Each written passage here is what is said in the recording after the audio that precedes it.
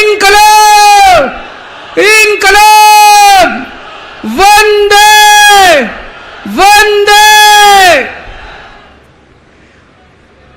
आज इतनी भारी संख्या में दिल्ली के कोने कोने से आए हुए मेरे प्यारे भाइयों बहनों, माताओं, बुजुर्गों, बच्चों, आप सब लोगों को मेरा नमस्कार, सबको मेरा प्रणाम। मैं देख रहा हूं जहां तक नजर जा रही है पीछे कम से कम 1 लाख लोगों के, यहां पे 1 लाख लोग मौजूद हैं। और मैं अभी आ रहा था, कम से कम 20-25 हजार लोग सड़कों पे इस वक्त रामलीला मैदान की तरफ बढ़ रहे हैं। इतनी भारी संख्या में आज लोग यहां आए हैं। अपनी बात शुरू करने के पहले आपसे पूछना चाहता हूं, आप में से कौन कौन मुझे प्यार करते हैं? जरा हाथ खड़े करके बताओ कौन कौन प्यार करता है। आपका बहुत बहुत शुक्रिया इस प्यार, इस मोहब्बत के लिए। लेकिन अब जो जो लोग मेरे से प्यार करते हैं, सबसे पहले एक बात आपसे मांगना चाहता हूं। जैसा अभी सौरभ भारद्वाज जी ने कहा, सब लोग अपने अपने मोबाइल फोन निकाल लो। अभी हम देख रहे हैं यहां पे कम से कम 40-50 वीडियो कैमरा, टीवी वालों के कैमरा मौजूद हैं। अब इस मैदान में 1 लाख कैमरे चालू हो जाएंगे, 1 लाख कैमरे। सब लोग अपना अपना फोन निकालो, फोन पे वीडियो रिकॉर्डिंग चालू करो, अपनी अपनी फेसबुक चालू करो और फेसबुक लाइव कर दो। इस रामलीला मैदान से अब एक साथ 1 लाख टीवी कैमरे लाइव चालू होंगे, 1 लाख टीवी कैमरे लाइव चालू होंगे। मैं सबसे पहले कपिल सिब्बल साहब का बहुत बहुत शुक्रिया अदा करता हूं, हमारे इनविटेशन पे आज वो आए। कई साल के बाद आज हम लोग रामलीला मैदान में इकट्ठे हुए हैं। आज से 12 साल पहले, 12 साल पहले इसी रामलीला मैदान में इकट्ठे हुए थे हम लोग भ्रष्टाचार के खिलाफ। इस मंच को मैं नमन करता हूं, यह बहुत पवित्र मंच है।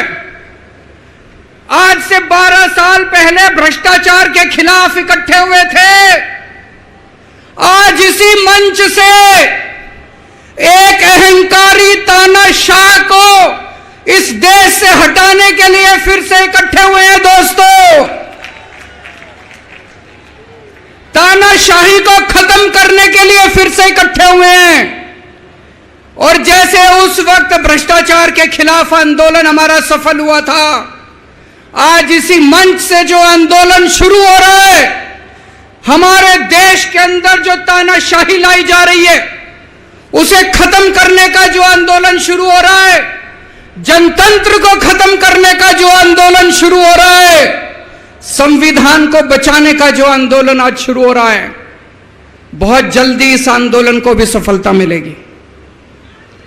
सुप्रीम कोर्ट ने दिल्ली के लोगों के हक में फैसला दिया। 8 साल तक दिल्ली के लोगों ने लड़ाई लड़ी सुप्रीम कोर्ट के अंदर। सुप्रीम कोर्ट में हमारे वकील अभिषेक मनु सिंघवी साहब ने दिल्ली के लोगों की तरफ से लड़ाई लड़ी। सबसे पहले मैं आज इस मंच से सिंघवी साहब का भी दिल्ली के लोगों की तरफ से शुक्रिया अदा करता हूं, जिन्होंने दिल्ली के लोगों को उनका हक दिलाया। दोस्तों, 11 मई, आज 11 जून है,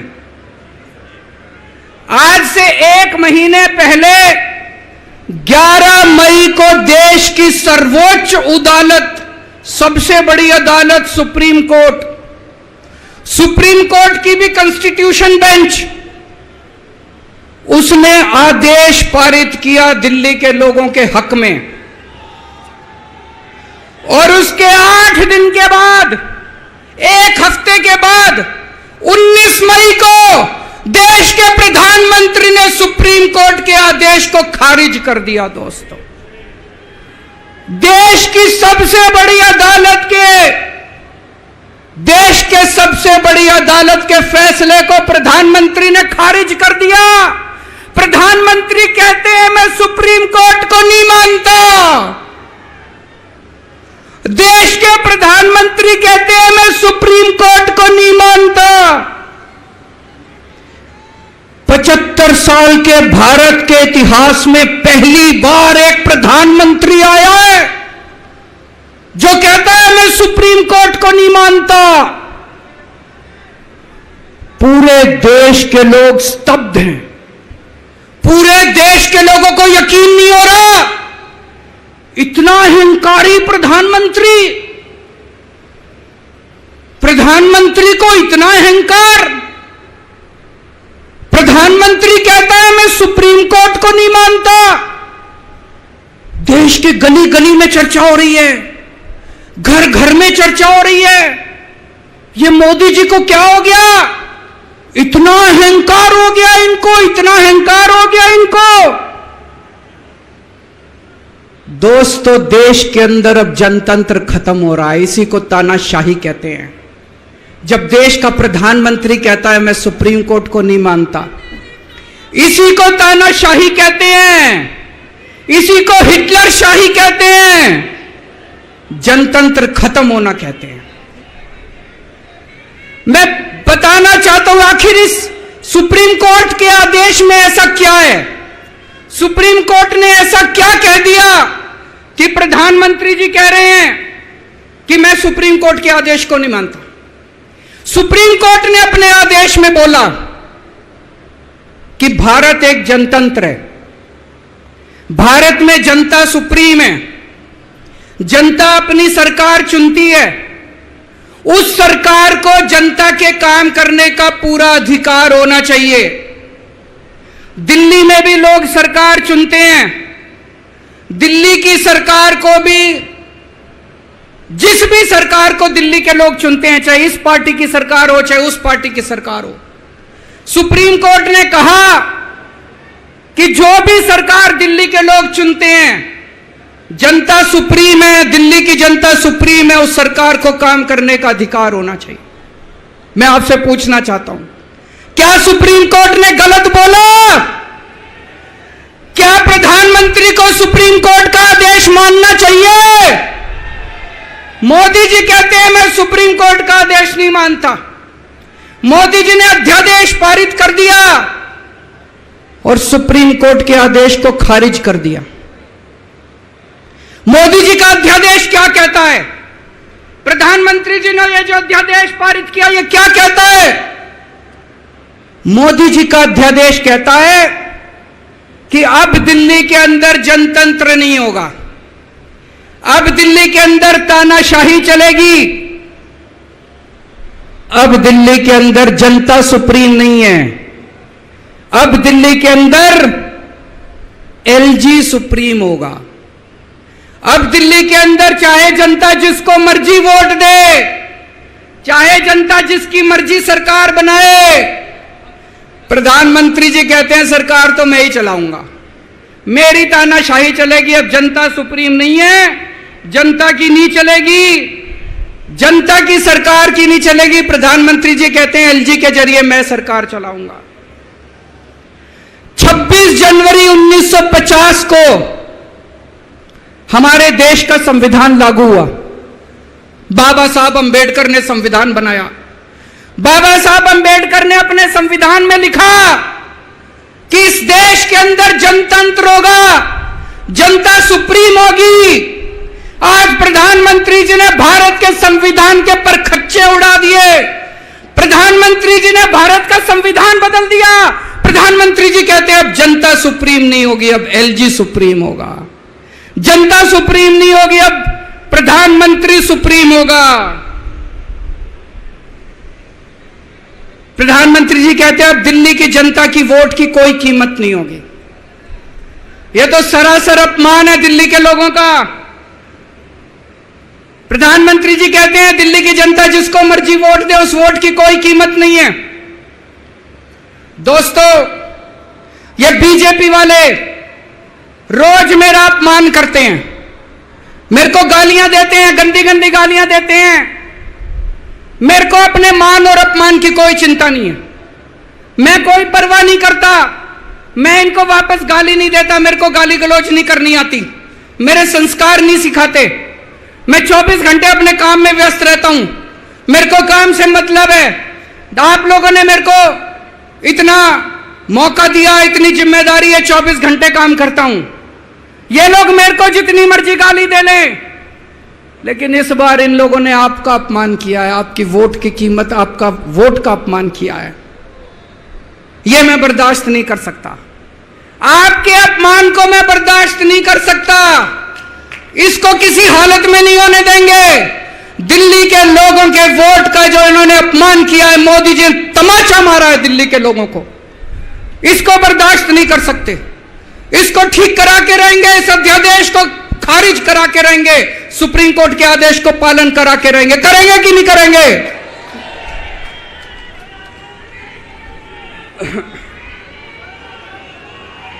मैं पूरे देश में घूम रहा हूं, हर राज्य के अंदर गया मैं। पिछले दिनों पूरे देश के अंदर घूम रहा हूं, सारी पार्टियों के नेताओं से मिला। मैं आपको दिल्ली के लोगों को बताना चाहता हूं, देश के सारे लोग आपके साथ हैं। आप ये मत समझना आप अकेले हो, 140 करोड़ लोग आपके साथ हैं। वेस्ट बंगाल के लोग आपके साथ हैं, तमिलनाडु के लोग आपके साथ हैं, केरला के लोग आपके साथ हैं, महाराष्ट्र के लोग आपके साथ हैं, बिहार के लोग आपके साथ हैं, उत्तर प्रदेश के लोग आपके साथ हैं, मध्य प्रदेश के लोग आपके साथ हैं। 140 करोड़ लोग मिलके इस अध्यादेश का विरोध करेंगे, जनतंत्र को बचाएंगे दोस्तों। और मैं पूरे देश के लोगों को बोलना चाहता हूं, यह मत सोचना कि यह केवल दिल्ली वालों के साथ हुआ है। मुझे अंदर से पता चला यह मोदी जी का पहला वार है। ऐसा ही अध्यादेश, जो अध्यादेश आज दिल्ली में पारित किया गया, जिस अध्यादेश के जरिए दिल्ली वालों की ताकत खत्म कर दी गई, इस अध्यादेश के जरिए, जिस अध्यादेश के जरिए दिल्ली के अंदर आज तानाशाही लागू की जा रही है, कल यही अध्यादेश राजस्थान के लिए लाया जाएगा, कल यही अध्यादेश पंजाब के लिए लाया जाएगा, कल यही अध्यादेश मध्य प्रदेश के लिए लाया जाएगा, कल यही अध्यादेश महाराष्ट्र के लिए लाया जाएगा।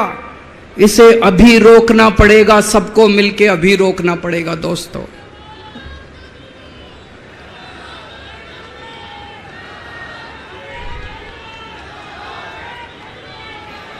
मोदी जी दिल्ली वालों के पीछे क्यों पड़े हैं? दिल्ली वालों के पीछे क्यों पड़े हैं मोदी जी? 2015 में दिल्ली के लोगों ने 7 एमपी की सीट मोदी जी को जिता दी, मोदी जी को प्रधानमंत्री बनाया और मोदी जी को कहा आप देश संभालो। और दिल्ली में 70 में से 3 सीट बीजेपी को दी, 3 सीट, 67 सीट आम आदमी पार्टी को दी। और दिल्ली के लोगों ने कहा केजरीवाल जी आप दिल्ली संभालो। बीजेपी को 3 सीट देने का क्या मतलब? दिल्ली के लोगों ने अपनी आंखें लाल करके मोदी जी की तरफ देखा और बोला आप देश संभालो, खबरदार दिल्ली की तरफ आंख उठा के देखी तो। बोला कि नहीं बोला? 2020 में फिर से दिल्ली के लोगों ने 7 एमपी की सीट मोदी जी को दी, बोले आप देश संभालो। आम आदमी पार्टी को 70 में से 62 सीट दी, बोले केजरीवाल जी आप दिल्ली संभालो। फिर से दिल्ली के लोगों ने आंखें लाल करके मोदी जी को कहा आप देश संभालो, दिल्ली की तरफ आंख उठा के मत देखना। लेकिन प्रधानमंत्री जी से देश तो संभल नहीं रहा, देश का तो बेड़ा गर्क कर दिया। रोज उठते हैं और दिल्ली वालों के काम रोक देते हैं, रोज उठते हैं और दिल्ली वालों के काम।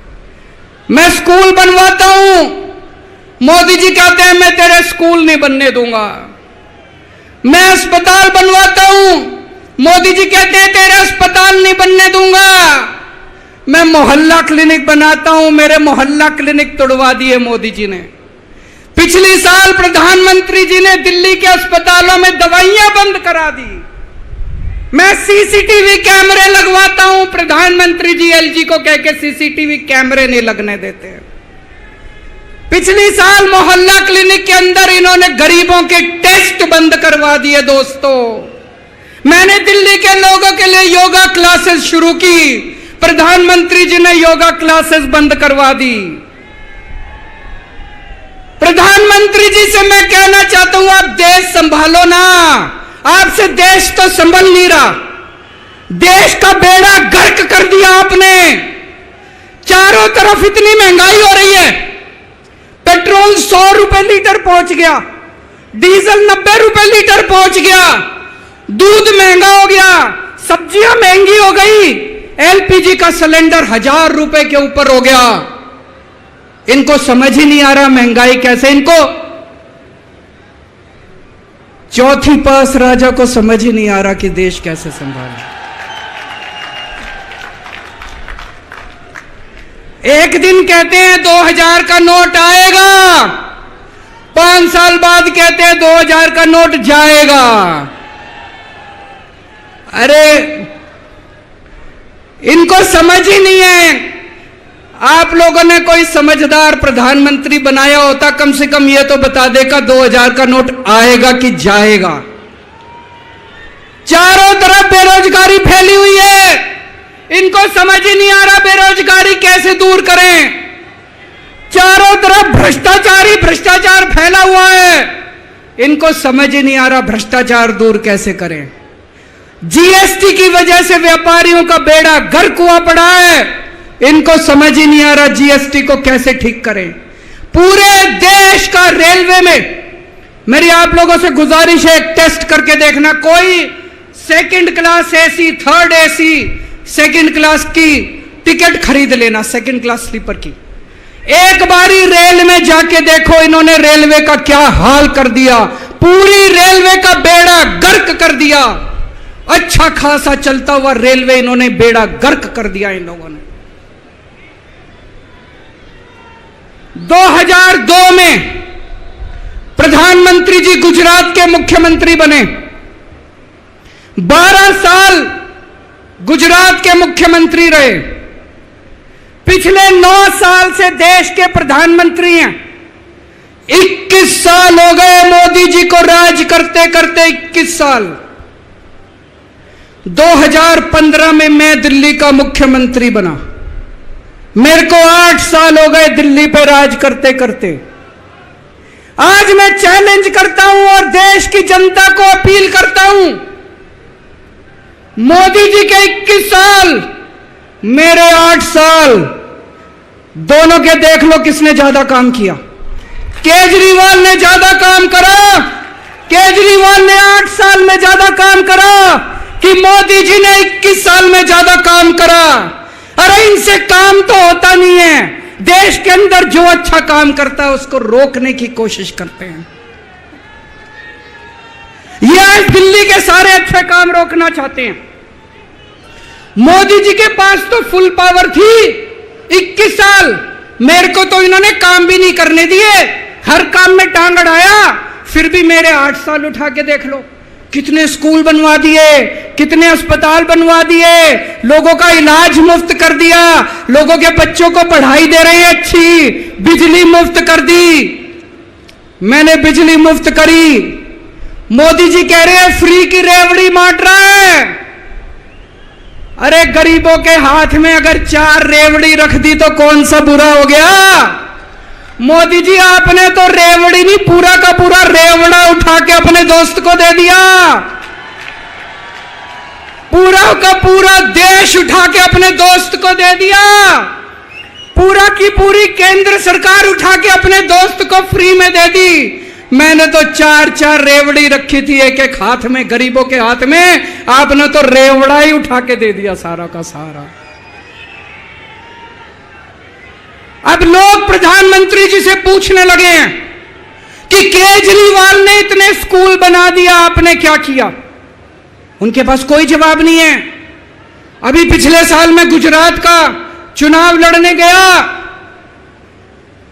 वहां पे हर आदमी, गुजरात के हर आदमी के मुंह पे था, अरविंद जी आपने स्कूल इतने अच्छे कर दिए, आपने दिल्ली में स्कूल बच्चों की शिक्षा इतनी अच्छी कर दी। तो एक दिन प्रधानमंत्री जी ने सोचा कि मैं भी जाके स्कूल में फोटो खिंचवाऊंगा। पूरे गुजरात में ढूंढने से उनको एक स्कूल नहीं मिला जिसमें मोदी जी फोटो खिंचवा ले। एक स्कूल, 30 साल से गुजरात में बीजेपी की सरकार है, एक स्कूल नहीं मिला। इनको एक स्टूडियो के अंदर टेंट लगा के एक क्लास, फर्जी क्लास बनानी पड़ी। 10 बच्चे बुलाए, डेस्क लगाए, वहां पे मोदी जी एक बच्चे के साथ बैठे और उन्होंने फोटो खिंचवाई। अब लोग प्रधानमंत्री जी से पूछने लगे हैं कि केजरीवाल ने इतना काम कर दिया, आपका काम कहां है? तो अब मोदी जी ने तय किया मैं केजरीवाल को काम नहीं करने दूंगा। उन्होंने मनीष सिसोदिया को उठा के जेल में डाल दिया। उनको लगा मनीष सिसोदिया को जेल में डालने से शिक्षा के काम रुक जाएंगे। उन्होंने सतिंदर जैन को उठा के जेल में डाल दिया। उनको लगा सतिंदर जैन को जेल में डालने से मोहल्ला क्लिनिक बंद हो जाएंगे, अस्पताल बंद हो जाएंगे। मैं प्रधानमंत्री जी को बोलना चाहता हूं, हमारे पास एक मनीष सिसोदिया नहीं है, हमारे पास 100 मनीष सिसोदिया हैं। हमारे पास एक सतिंदर जैन नहीं है, हमारे पास 100 सतिंदर जैन हैं। आप एक को जेल में डालोगे, हमारा दूसरा आ जाएगा काम करने के लिए, काम नहीं रुकेगा दोस्त। जब इनको जेल में डालने से काम नहीं चला तो अब ये ऑर्डिनेंस लेके आए हैं और ऑर्डिनेंस से ये सारा काम रोकना चाहते हैं। दोस्तों, आज दिल्ली के लोग मुसीबत में हैं। दिल्ली के लोगों के ऊपर यह अध्यादेश थोपा जा रहा है। आपने पिछली बार 7 MP को वोट दिया था, कहां है वो सातों के सातों? अपने घर में दुबक के बैठे हैं। वो बीजेपी के गुलाम है, वो आपके नहीं है, आपके सगे नहीं है, वो बीजेपी के गुलाम है। आपको कल को मुसीबत आती है तो केवल आपका बेटा, आपका भाई केजरीवाल आपके साथ खड़ा है, वो कभी खड़े नहीं होंगे। दोस्तों,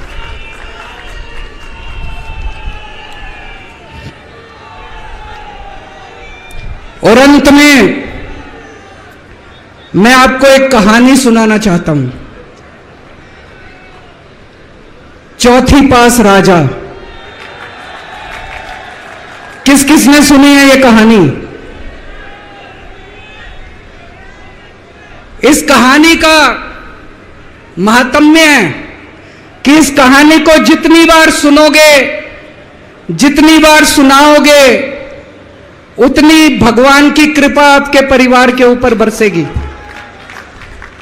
इस कहानी का जितना प्रचार प्रसार करोगे, उतना देश की तरक्की होगी, उतना समाज की तरक्की होगी। तो जिन लोगों ने कहानी सुनी है वो भी बड़े ध्यान से दोबारा सुनना, अच्छे से सुनना और इसका खूब प्रचार प्रसार करना। यह कहानी एक राजा की है, एक चौथी पास राजा की कहानी है, एक अहंकारी राजा की कहानी है, एक भ्रष्टाचारी राजा की कहानी है। आप लोगों ने राजा और रानी की कई कहानियां सुनी होंगी। इस कहानी में राजा तो है, रानी नहीं है।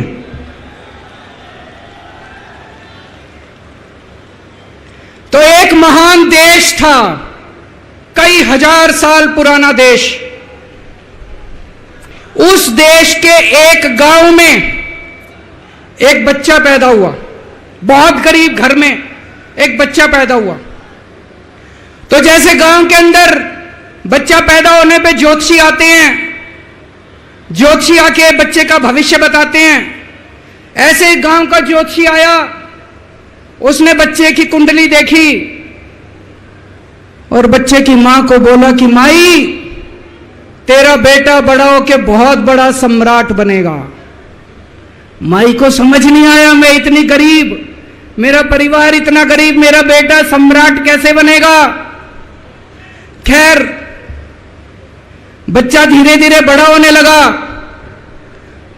गांव के सरकारी स्कूल में उसका एडमिशन करा दिया। उसका पढ़ने लिखने में मन नहीं लगता था। पढ़ते पढ़ते, क्लास करते करते चौथी में आके उसने नाम कटवा लिया उसका पढ़ाई लिखाई में मन नहीं लगता था। बगल में, गांव के बगल में एक रेलवे स्टेशन था। घर में बहुत गरीबी थी। वो बच्चा वहां स्टेशन पे जाके चाय बेचने लगा।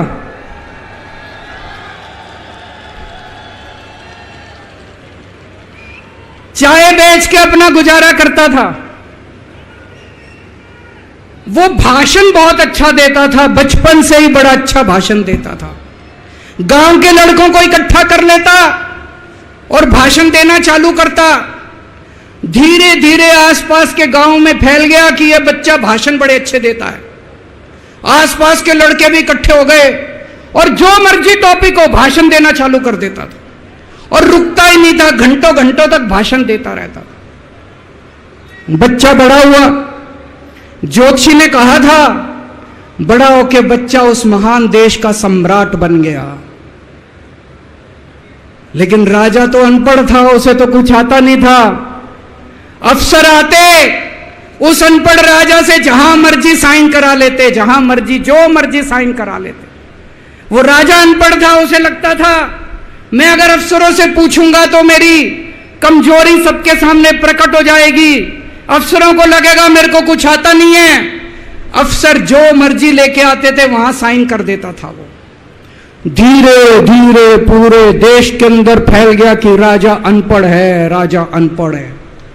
राजा को बड़ा बुरा लगने लगा। तो राजा ने कहीं से एक फर्जी डिग्री का जुगाड़ कर लिया।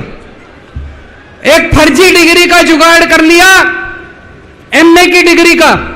और राजा बोला मैं एमए हूं, पर सच्चाई तो पूरे देश को पता थी, राजा तो अनपढ़ था। धीरे धीरे राजा अहंकारी भी होता गया, अहंकारी राजा और ऊपर से अनपढ़। जो मर्जी उस राजा के पास जाता और राजा से कुछ भी पास करा के ले आता। एक बार कुछ लोग गए, राजा को बोले जी नोटबंदी कर दो, नोटबंदी करने से भ्रष्टाचार खत्म हो जाएगा, आतंकवाद खत्म हो जाएगा। राजा को कुछ समझ नहीं आया। राजा की खूब चमची मारी उन्होंने। राजा ने एक दिन शाम को टीवी पे आके 8 बजे नोटबंदी कर दी। पूरे देश का बेड़ा गर्क हो गया दोस्तों। लंबी लंबी बैंकों के सामने लाइनें लग गई, कई लोग मर गए, दुकानें बंद हो गई, रोजगार बंद हो गए, बड़ी बड़ी इंडस्ट्री बंद हो गई, पूरे देश का बेड़ा गर्क हो गया। फिर एक दिन कोई आके बोला जी 2000 का नोट ले आओ। राजा 2000 का नोट ले आया। 4 साल बाद कुछ लोग आके बोले जी 2000 का नोट बंद कर दो। राजा ने 2000 का नोट बंद कर दिया। राजा को अक्ल तो थी नहीं, बेवकूफ था, अनपढ़ था। कभी 2000 का नोट चालू करता था, कभी 2000 का नोट बंद करता था। एक बार कुछ लोग आके बोले जी ये किसानों के कानून बना दो, इस कानून से किसानों का भला होगा। राजा ने कानून बना दिए। पूरे देश के किसान सड़कों पे उतर आए। 750 किसान मर गए आंदोलन में। और 1 साल के बाद राजा को वो तीनों कानून वापस लेने पड़े। एक बार उस देश के अंदर बहुत बड़ी महामारी फैल गई। चारों तरफ महामारी फैल गई, लोग मरने लगे। किसी ने आके बोला जी थाली बजवाओ तो देश ठीक हो जाएगा। तो राजा ने पूरे देश में थाली और चम्मच बजवा दिए। महामारी तो नहीं बची, महामारी तो फैली रही।